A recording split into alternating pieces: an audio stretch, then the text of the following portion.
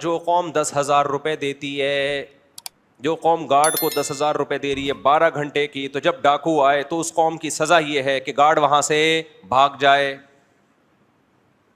کیا خیال ہے؟ میں نے خود گارڈوں کو، جو گارڈ گلی کے گارڈ ہیں، ان کو مشورہ دیا، بھائی اگر کوئی مشکوک بندہ بھی نظر آتا ہے، خدا کے لیے اپنے بیوی بچوں کا خیال کرنا، بیوی کو بیوہ مت کرنا، بچوں کو یتیم مت کرنا. پہلے 10,000 میں 4-4 6-6 بچے پال رہے ہو، بیوہ ہو جائے گی بیوی، وہ بیچاری کہاں جائے گی؟ اس لیے کوئی مشکوک آدمی نظر آئے، میں نے کہا میرا گارڈ بھی نظر آئے تو بھاگ جانا. اگر تم نہیں پہچانو، آپ تم سمجھو کوئی ڈاکو آ رہا ہے. 10,000 میں میرے بھائی بالکل صحیح ہے کہ نہیں ہے؟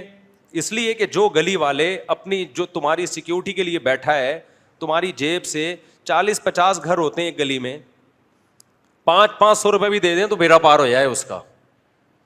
500 روپے جیب سے نکل نہیں رہے ہوتے، اور بٹھایا اس کو کراچی کے ڈاکوؤں سے حفاظت کے لیے.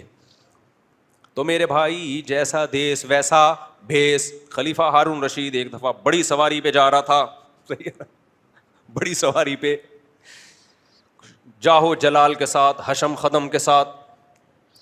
تو ایک شخص آیا اور ہارون رشید کا اس نے لگام پکڑی. ول تو لوگ آنے نہیں دیتے تھے، لیکن جب اس نے دیکھا تو تواضع کی، اس نے کہا آنے دو بھائی، آن دے. اس نے ہارون رشید کے گھوڑے کی لگام پکڑی اور بولا بتا تو زیادہ بہتر ہے یا عمر بن خطاب زیادہ بہتر تھے؟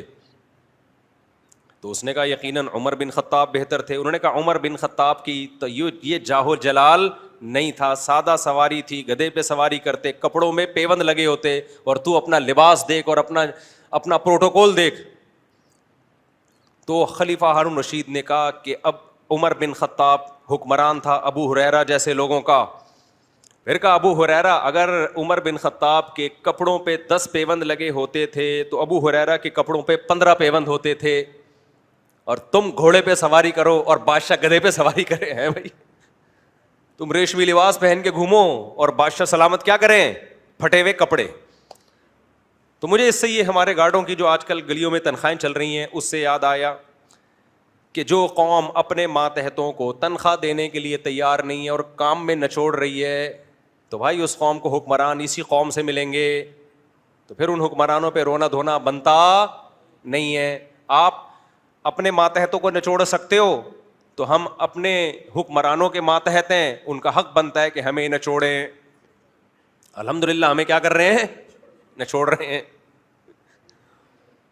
ہمارے حضرت مفتی رشید احمد صاحب رحمہ اللہ تعالیٰ فرمایا کرتے تھے کہ فرعون کو لوگ برا بلا کہتے ہیں. کہا کہ ہمارے پاس فرعون جیسی طاقت نہیں ہے، اگر ہوتی تو ہم فرعون سے کم نہیں ہوتے. ہم اب ہے نہیں، لہٰذا کبھی بیوی کو تھپڑ مار دیا، کبھی بچے کو ٹھڈا مار دیا، کبھی جا کے دفتر میں کسی کو گالیاں دے دی. تو فی الحال ہمارے پاس اختیارات اس سے زیادہ ہے نہیں، اس سے زیادہ پھڈا ہم افورڈ نہیں کر سکتے. جیسے ایک آدمی کسی کو بہن کہہ دیا کرتا تھا نا، بیوی کہہ دیا کرتا تھا دوسرے کی بیویوں کو غلطی سے، جب پکڑا جاتا تو کہتا بھائی بھولے سے کہہ دیا، مجھے بھولنے کی بیماری ہے. دوسرے کی بیوی کو بھولے سے کیا کہتا؟ اپنی. پکڑا جاتا تو سرٹیفکیٹ لے کے گھوم رہا تھا مجھے بھولنے کی بیماری ہے.